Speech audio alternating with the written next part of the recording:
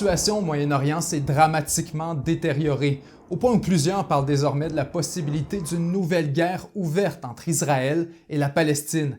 Les choses évoluent à une vitesse étourdissante, mais au moment d'enregistrer notre émission, les violences entre Juifs et Arabes atteignent un niveau auquel on n'a pas assisté depuis des décennies. Des gens sont lynchés en pleine rue des deux côtés. Au moins 1600 roquettes ont été lancées sur Israël qui, à son tour, bombarde massivement la bande de Gaza et le bilan des affrontements ne cesse de s'alourdir. C'est certainement l'un des conflits les plus complexes du monde avec des nuances, des sensibilités, des arguments qui datent littéralement de milliers d'années. Donc on n'essaiera pas d'arbitrer l'enjeu ou de vous convaincre de qui a raison. Plutôt aujourd'hui, on va tenter autant que possible de comprendre ce qui se passe, pourquoi ça se produit et quels impacts ça va avoir dans les prochaines semaines et les prochains mois. Évidemment, il va nous falloir un peu de contexte. Ce qu'il faut savoir, c'est que depuis des années, Israël et la Palestine sont dans un conflit presque perpétuel avec des dimensions religieuses, historiques et territoriales. Ce serait le sujet pour une vidéo entière, mais ce qu'il faut retenir, c'est qu'après des années d'affrontements armés, la frontière entre la Palestine et l'État d'Israël est le sujet d'énormément de controverses. Après avoir gagné deux guerres contre ses voisins arabes en 1948 et en 1967, Israël a pris le contrôle de vastes étendues de territoires comme la péninsule du Sinaï, une partie de la Syrie qu'on appelle les hauteurs du Golan, mais aussi les territoires palestiniens de la bande de Gaza ainsi que de la Cisjordanie. En 1978, Israël a rendu la péninsule du Sinaï à l'Égypte, mais la question de Gaza et de la Cisjordanie est demeurée entière. Dans les années suivantes, les Palestiniens se sont révoltés. On a assisté à des épisodes de violence. Il y a eu des négociations qui ont mené à la signature de nouveaux accords, créant l'autorité palestinienne et donnant un peu d'autonomie aux Palestiniens. Mais pendant tout ce temps-là, des dizaines de milliers de Juifs israéliens se sont installés dans des colonies de peuplement au sein des territoires contestés. Ces colonies sont des sortes de petites villes protégées par les forces israéliennes et qui, pour plusieurs, représentent carrément une occupation du territoire palestinien. La communauté internationale considère que ces colonies sont illégales, mais plus les années passent, plus ça semble devenir un fait irréversible. Aujourd'hui, il y a des centaines de milliers de Juifs israéliens dans les colonies de peuplement et il est très difficile d'imaginer un retour en arrière. D'une certaine manière, la stratégie d'Israël a fonctionné, puisque la présence des colonies complique considérablement la création d'un État pour la Palestine, en morcelant et en divisant son territoire potentiel. Évidemment, les Palestiniens protestent et essaient de bloquer le développement de nouvelles colonies, mais la tendance lourde demeure la même. Progressivement, ils sont expulsés de ce qu'ils considèrent comme leur territoire par des colonies israéliennes. Et c'est un peu dans ce contexte que se produit l'escalade à laquelle on assiste actuellement. Dans les derniers mois, les tensions entre Juifs et musulmans ont augmenté à la suite d'une multitude d'événements, mais surtout à cause de l'expulsion de nombreux résidents palestiniens en faveur de colonies israéliennes.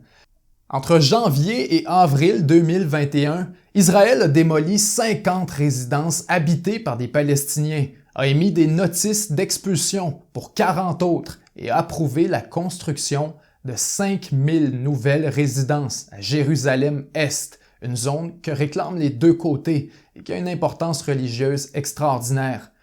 Parce qu'il faut comprendre que c'est à Jérusalem-Est que se trouvent certains des sites les plus sacrés du judaïsme, de la chrétienté, mais aussi de l'islam. Jérusalem est aujourd'hui entièrement sous le contrôle d'Israël, qui en a fait sa capitale réunifiée, mais il reste des quartiers à majorité palestinienne, comme celui de Sheikh Jarrah, et c'est surtout là qu'ont lieu les expulsions. Évidemment, vous comprendrez que ces expulsions sont la source d'énormément de tensions. Donc on assiste dans les dernières semaines à des affrontements, à des provocations violentes des deux côtés, à de la brutalité policière et à des insurrections armées. Bref, c'est carrément un climat de guerre civile qui règne en Israël. Le 7 mai dernier, la tension est prête à exploser. Des milliers de Palestiniens se réunissent pour prier à la mosquée de Al-Aqsa, le troisième site le plus sacré de l'islam. Mais ce soir-là, on sent qu'il y a de l'électricité dans l'air. La soirée vire à l'émeute. Les Palestiniens sont frustrés par les expulsions, par des années de négligence, et certains d'entre eux se mettent à lancer des roches et des bouteilles en direction de la police israélienne. La police, de son côté, réplique en lançant des grenades assourdissantes et des balles en caoutchouc sur des Palestiniens rassemblés à la mosquée. Des femmes sont atteintes, des enfants aussi, et plusieurs balles et grenades aboutissent même directement dans l'enceinte de la mosquée. C'est un désastre. Au moins 300 civils palestiniens sont blessés et la communauté internationale est choquée. Joe Biden appelle Israël à la retenue, mais Netanyahou lui répond de se mêler de ses affaires. C'est une question interne. Dans les jours suivants, on sent que le pays est une vraie poudrière qui ne demande seulement qu'à exploser. Le 10 mai, 3 jours après les événements de Al-Aqsa, c'est la journée de la libération de Jérusalem, une fête nationale israélienne qui célèbre la conquête de Jérusalem par Israël en 1967. Vous comprendrez que c'est pas le meilleur moment pour défiler dans les rues, mais quand même, des dizaines de milliers de nationalistes israéliens ont l'intention de parader pour souligner l'événement. Les Palestiniens le voient comme une provocation, et la table est mise pour un affrontement. En matinée, des milliers de manifestants palestiniens affrontent la police israélienne au mont du Temple, un lieu sacré du judaïsme mais aussi de l'islam, puisque c'est sur le mont du Temple qu'est construite la mosquée Al-Aqsa. Les affrontements entre la police et les manifestants sont très violents. Donc durant la journée, le Hamas, le groupe islamiste qui dirige la bande de Gaza, donne un ultimatum à la police israélienne. Elle doit se retirer du mont du Temple avant 18 heures, sans quoi le Hamas répliquerait avec des attaques sur Israël. Mais Israël ignore l'ultimatum. À 18 heures, la police est toujours sur place et des douzaines de roquettes sont lancées depuis la bande de Gaza en direction de l'État d'Israël. Les participants de la parade au son des sirènes d'alarme se dispersent et se mettent à l'abri. Le Hamas crie victoire. Mais durant la nuit, les forces armées israéliennes répliquent par des frappes aériennes sur des centaines de cibles dans la bande de Gaza liées aux activités du Hamas. Israël annonce que c'est seulement que le début, que l'opération va durer plusieurs jours et que les frappes vont continuer. Dans les jours qui suivent, on assiste à une escalade drastique de la violence qui fait craindre le pire à la communauté internationale. Des tours résidentielles utilisées pour les opérations du Hamas sont attaquées. Des civils et des enfants perdent la vie par dizaines. Le Hamas répond avec des centaines de tirs de roquettes vers Israël, environ 1600 au dernier décompte, et ça augmente à toutes les heures. Jusqu'à 90% de ces roquettes sont neutralisées par le dôme de fer, le bouclier antimissile israélien, mais quand même, une quantité surprenante réussit à percer le ciel et à faire des morts et des blessés en Israël. En réponse, le gouvernement israélien déploie l'armée au bord de la frontière avec Gaza.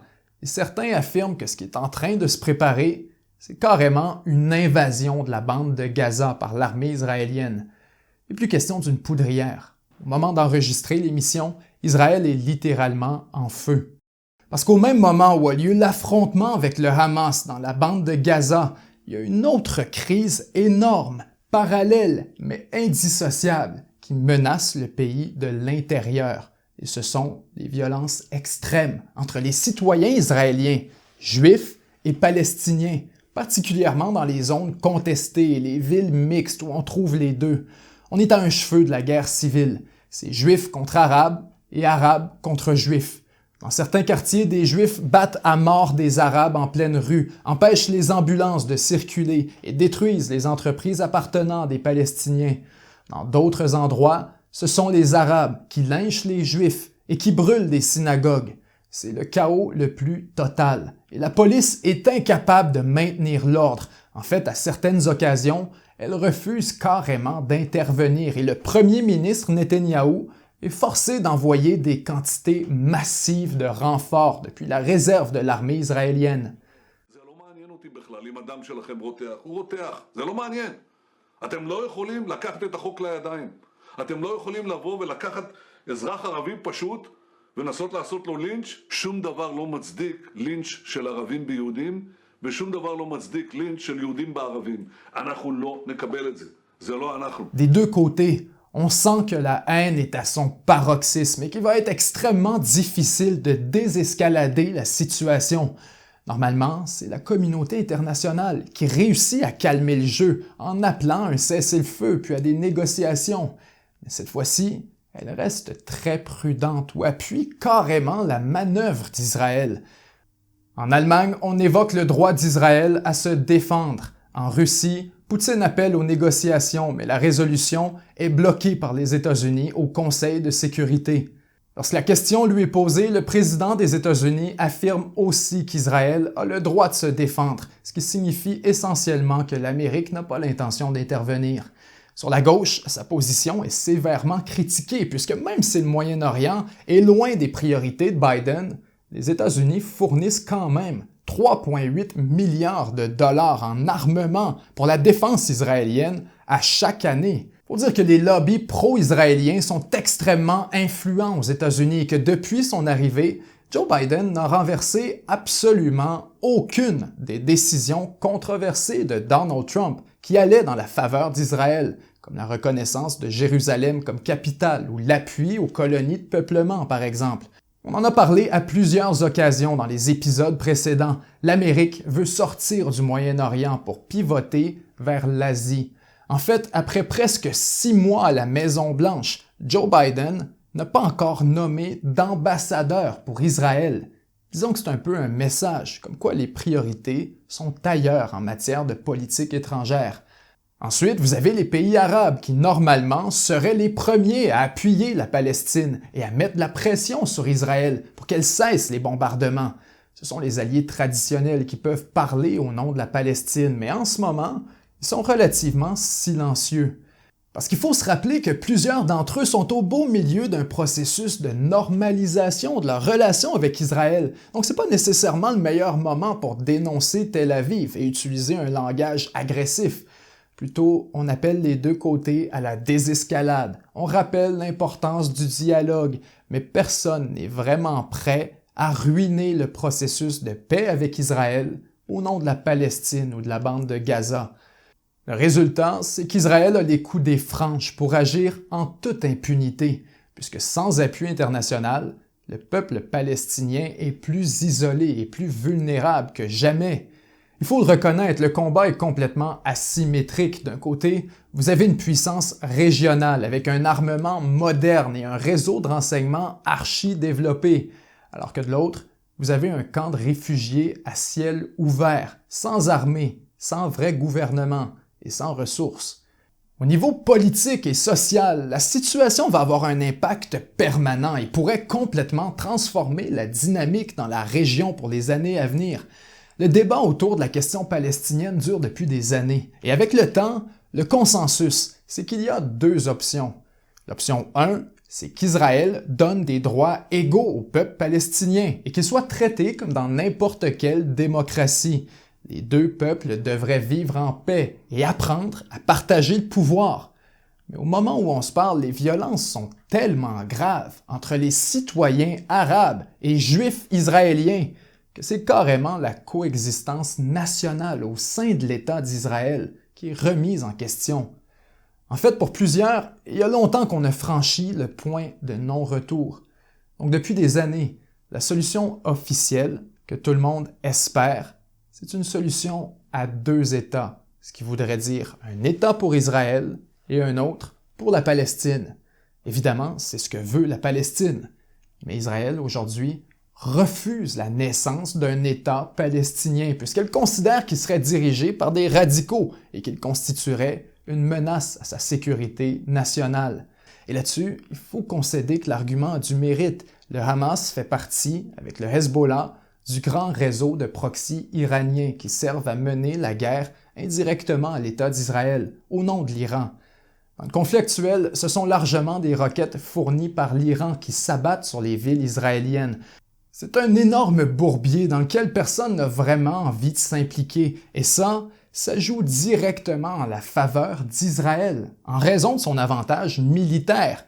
Mais la réalité, c'est qu'il n'existe pas de porte de sortie militaire au conflit israélo-palestinien. Parce que même si Israël décidait d'aller de l'avant avec une invasion de la bande de Gaza, même si le Hamas était décapité et remplacé par un autre gouvernement plus modéré, ça ne réglerait pas la question fondamentale, celle de la place du peuple palestinien et de son droit à l'autodétermination. Les solutions militaires qui ne répondent pas à cette question fondamentale ne seront jamais plus que temporaires et partielles. Et ça, Israël le sait très bien. Mais l'objectif en ce moment, c'est pas de régler la question palestinienne, c'est seulement d'infliger le plus de dommages possible au Hamas avant que le conflit ne refroidisse. Netanyahou sait parfaitement jusqu'où il peut aller sans déclencher une réponse internationale. Il risque fort d'aller jusqu'au bout, puisque la situation joue directement en sa faveur. Pas plus tard qu'il y a quelques jours, une alliance de ses opposants négociait pour prendre le pouvoir et le pousser dans l'opposition. Avec les récents développements, il y a fort à parier que Netanyahou est là pour rester. En Israël, il est vu comme un symbole de stabilité, de force contre l'Iran et d'autorité face au peuple palestinien. Plus les affrontements sont intenses, moins ils risquent d'être renversés. En plus, l'affrontement des derniers jours a radicalisé le pouvoir palestinien et le Hamas est plus populaire que jamais. Netanyahou se frotte les mains. Non seulement il a disqualifié la solution à 2 États pour les années à venir, mais il s'accroche au pouvoir en se rendant indispensable. Et c'est pas tout. Il réussit en même temps à faire avouer à Washington, du bout des lèvres et contre sa volonté, que l'appui à l'État d'Israël est encore et toujours total et inconditionnel. Ce qu'on risque de voir dans les prochaines semaines, c'est une implication de la Turquie et de l'Iran qui vont se lever pour défendre la Palestine, puisque les deux essaient de se positionner en tant que leaders du monde musulman. Ils vont certainement pousser pour un cessez-le-feu, mais la réalité, c'est que ce n'est pas dans l'intérêt d'Israël actuellement. À tous les jours, le Hamas lance des centaines de roquettes et ses réserves de munitions sont loin d'être illimitées. Très bientôt, le Hamas aura besoin d'être réapprovisionné par l'Iran. Le groupe va devoir se réorganiser et les blessés vont devoir être soignés. Et ça, c'est précisément ce que veut Israël. Que le Hamas ne soit plus en position de résister à une invasion. Ainsi, la menace des troupes israéliennes le long de la frontière devient beaucoup plus grave et le Hamas se trouve à négocier en position de faiblesse avec une épée de Damoclès au-dessus de la tête. Il y aura éventuellement des négociations, c'est clair, mais ça se fera selon les termes d'Israël.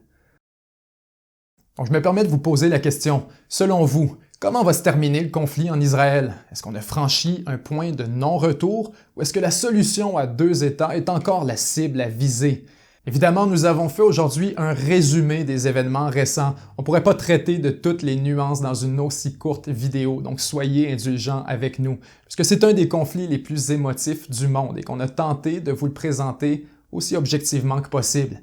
Tout le monde a son opinion sur qui est responsable des événements actuels et ça risque d'être une de nos vidéos les plus controversées. En fait, vous avez peut-être remarqué qu'exceptionnellement, cette émission n'est pas monétisée.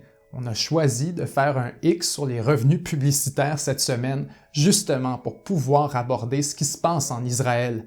Si on peut prendre ce genre de décision, c'est grâce à nos milliers de contributeurs qui participent à la production de cette émission à partir de seulement $1 par mois.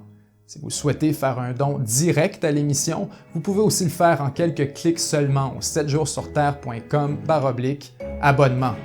C'était Benjamin Tremblay et 7 jours sur Terre. À la semaine prochaine.